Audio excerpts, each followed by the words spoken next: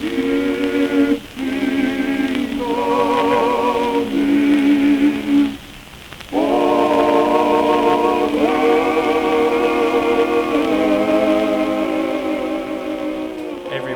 to Theology of Being Part 2. Last time we were talking about the theology of God's being and what that even begins to mean. I hinted at a little bit that when we talk about God's being, you can almost not talk about God's being at all, even, because God is so beyond us.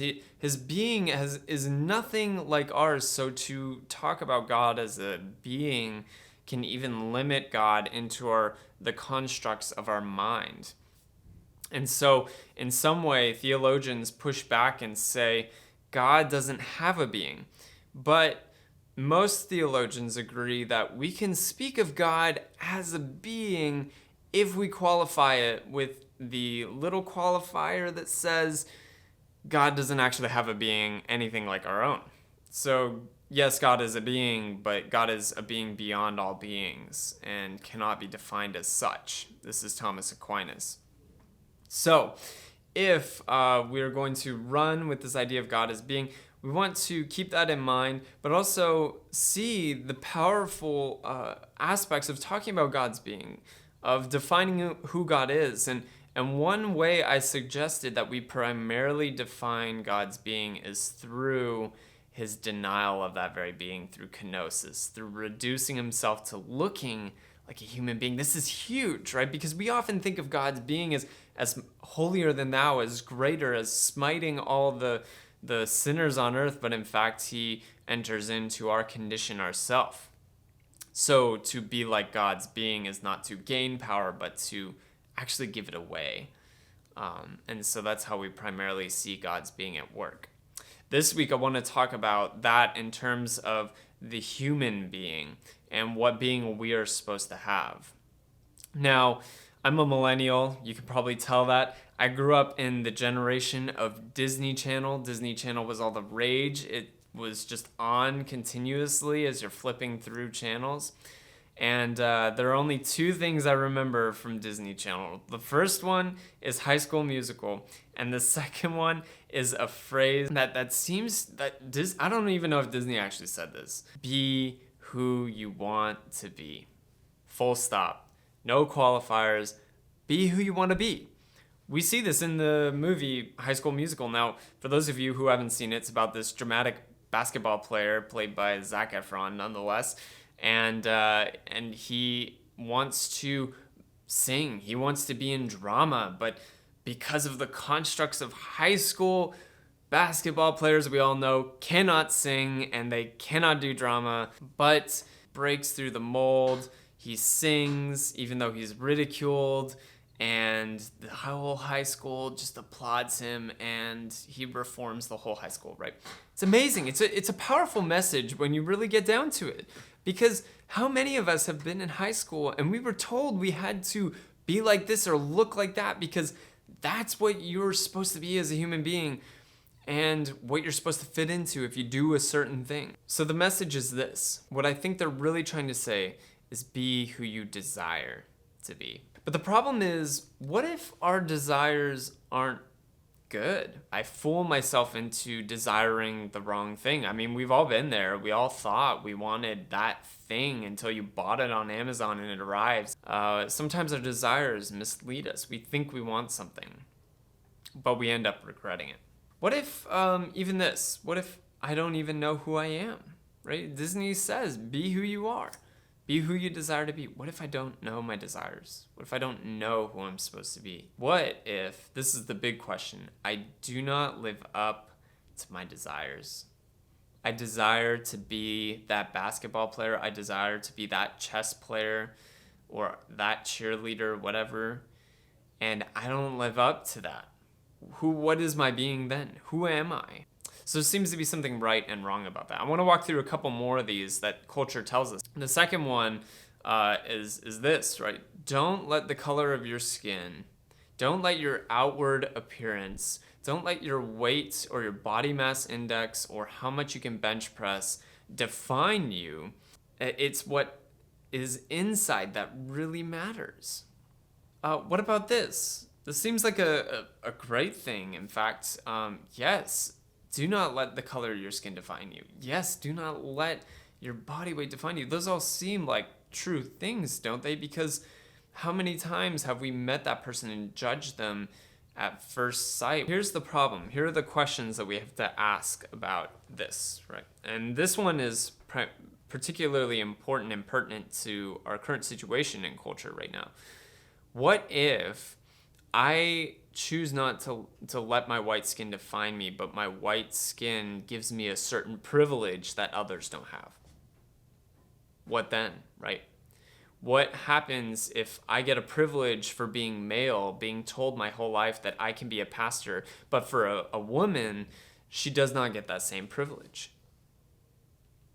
Again, what does it mean, right, when we talk about someone's inside, but the outside, everyone around us in culture is defining us and privileging us, or the opposite, reducing us or oppressing us because of the way that we look like, the color of our skin, the type of hair, the way you look, all determines where you stand in society. What then?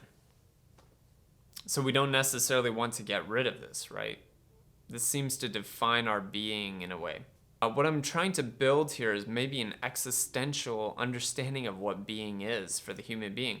We are immersed in our bodily and our spiritual realities in this life. We have to deal with them. This is the last one I want to bring up for you. And I'm sure there are more, but I want to deal with these three primarily. To get rid of both of these problems, the answer is, well, life is about what you do. And surely this seems to be true about someone like Malcolm X, right? His life became defined, and who he is will go down in history books for standing against systemic racism, for standing up and risking his life on multiple occasions, and even losing his life, for fighting for his black brothers and sisters on the streets. Well, surely our actions should be right. Rene Descartes, the great thinker who said, "I think, therefore I am," he was dialoguing with this princess who was actually very philosophically astute. Her name was Princess Elizabeth of Bohemia. And Elizabeth actually brought up this challenge to Descartes because Descartes said, well, it's all about intentionality. It's all about what you intend to do. But Elizabeth, being a princess and actually a governor herself, said to Descartes, what happens when you put into effect a law, right? You do something right, but there are unintended effects later on and harm someone. This was her big challenge, right? That's one problem with what we do. What if what we do was right intentionally, but wrong in its effects? That's a problem. And the second problem we have with the I am what I do is that often we can do things with terrible intentions, actually. I can do the right thing. I can stand up and preach a good sermon on stage as a pastor. But if my intention is just to be applauded, I don't think anyone would disagree that's wrong, right? How many preachers do we have out there making tons of money off of something seemingly good? Can we blame them then if what they are is what they do? So we have problems with all three of these, right? I am what I desire or what I think I am. I am what I do, and I am what others define me as, or only what I define myself as. We have to take all of these into grasp, but there is a tension, though, that we have to keep in mind. There has to be a grounding for why you act and say and do the particular things that you do. There has to be an existential grounding. And all the great existential philosophers agree with this, that there must be something that grounds us. And Paul Tillich, the great existentialist, says that that ground of being must be God. And so when we look at the biblical narrative, we get a good existential grounding for how we're supposed to act and operate in this world. So I want to move there for a second. When we start looking at the biblical narrative, almost everyone knows this. There was in the beginning this existential perfection with God, that human being could walk and be with God. But we all know the fall and quickly fell into sin. The human beings turned for some mysterious reason towards evil or the privation of good and chose bad. And so we see this called the old life before Christ, as the biblical authors talk about it in the New Testament. And so in Ephesians 2:1 says that, as for you, you were dead in your transgressions, in sins, right? In Colossians 2:13, you were dead in your sins. So this existential realm of death, it just occupies our whole life before Christ. And this is the important thing to keep in mind, is that before Jesus Christ, we all live into death. And so we see this play out in certain philosophers talk about it as being towards death, that everything in our life is lived towards this end of life, that we cannot escape it. And in fact, we see this in the way that we act out in sin. We sin because we don't believe that there is someone good looking out for us. We believe that it's only about me and myself. That's ultimately what sin is about. And so our existential life is a living death. It is a living death. You cannot, there's no, right? Think about what death is. Death in itself is the existential end. It is the turning away from the good. It is the turning away from life towards death. Think about this in terms of culture. We live our lives in such a way that turns towards death. And this is important too, because the biblical narrative doesn't just reduce this to action. Certainly, action leads towards death. I think any Jewish person in the time of Jesus would have known this, right? That was what stoning was about, was to show the outward implications of sin. It's not just stealing something. It is literally causing death and destruction upon another person. Okay. But it also is about intentionality. And this was Jesus's great inversion during his time, was that, in fact, to lust wasn't just to commit adultery against your wife or your husband. To lust was to just look at another person. It was to intend adultery. To intend adultery is what Jesus tells us is paramount to it itself. To intend hatred is paramount to murder itself. So the inward life matters as well. But I want to be careful here, because a lot of authors will say, or theologians will say, that our whole life is defined by sin, that we are nothing but sinners. We have to push back on that a little bit, because if we just see people as bad, we won't expect anything else from them. If we only see people as bad, we have no reason to value what is good in them. So is there good in human beings still? Well, the scriptures say yes. In fact, when we look at the very beginning, the first thing even before sin that is mentioned is that we are created in the image of God. We see this in Genesis chapter 1, verse 27, that he created the human being in the image of God. Male and female, he created them. So we are made in the image of God. But pay attention also, for all the men out there, it doesn't say man was created in the image of God, right? It says male and female were created in the image of God. So that in a way, when we talk about God, we can't just talk about as male. God is not male. See, even the woman is made in God's image. There is womanness in God's image. Think about that. That is so important. So that when we think about how we perceive other human beings, our theology demands of us to see that women, as well as men, are co-equal as image bearers of God. That we are not simply defined by our bodies, but our bodies are modeled after God's image.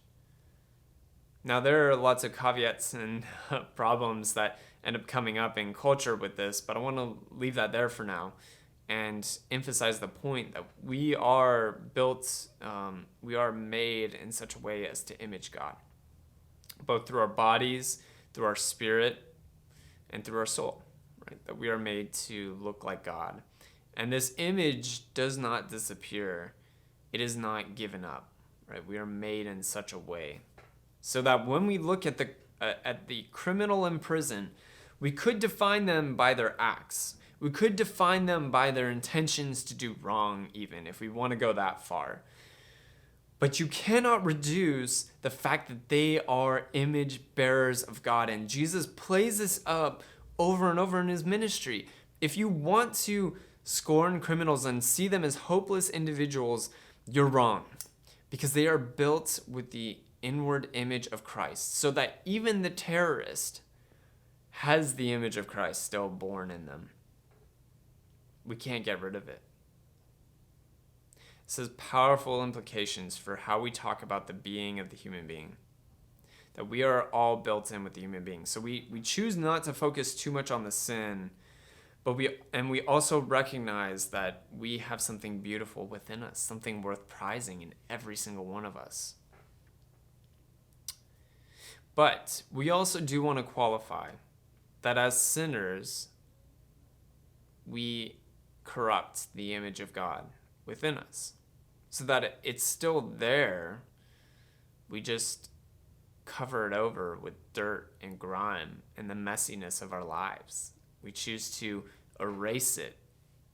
This is why I think there's potential in all human beings for great good, no matter how far you've fallen. But there's also potential for great evil. So then, if we have this image of God in us, but we are corrupted, what does the real image of God look like if we don't have, right? Even our greatest examples cause this brokenness. I think this is where we turn back to our theology of God and we look at Jesus Christ as the primary human being, as the bearer of the image of God. And he does this in all perfect ways. Now, we cannot know the intentionality in the inward part of Jesus Christ, but we can see it in action, certainly through the way he acted. So that Jesus says to do good, right? To love our neighbor as ourselves, to love God with everything. And Jesus is willing to submit and break himself. In fact, he is willing to be seen, and I think this is actually the way we see in Jesus' inward life. He's willing to go to the cross and be considered a human being for the rest of his life at the risk of doing the right thing. Jesus didn't care what others had to say about him. He merely was living who God told him to be. He didn't care that people would scorn him for claiming to be the Son of God. He merely was being the Son of God because that's who he was. And lastly, we see Jesus become authentic unto himself. He was from a certain land. He was from a certain people. And he did not deny any of that. He did not deny the fact that he was a stonemason or a carpenter, as it's sometimes translated. He didn't deny any of these things. He lived into being a Jewish person, which at the time was full of conflict and full of trouble.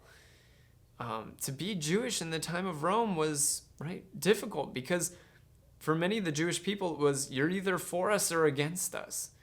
And Jesus somehow was able to cut a middle in that he lived fully authentically into his Jewish heritage to hope to reconcile and rescue them from the Roman Empire, but also did not deny that there's danger in ridding the Roman Empire. There's danger in bloodshed, and in bloodshed would bear more bloodshed. Jesus shows us the full meaning of what it means to be a human being. In our culture, we're conflicted with you are what you do, you are what you work, you are what you enjoy, you are what you watch. And we have to take time and pause during this quarantine, this pandemic, to ask ourselves who we want to be. and how we define ourselves. Work is so overbearing on us. Church is overbearing.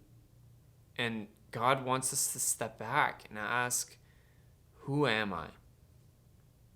Who will I become? Because we have churches full of Christians who are defined by their work, who are defined by just showing up to church, who are defined by everything else except Jesus Christ, so that their life is so full of other stuff, full of desires, full of intentions, full of doing something or other than God himself.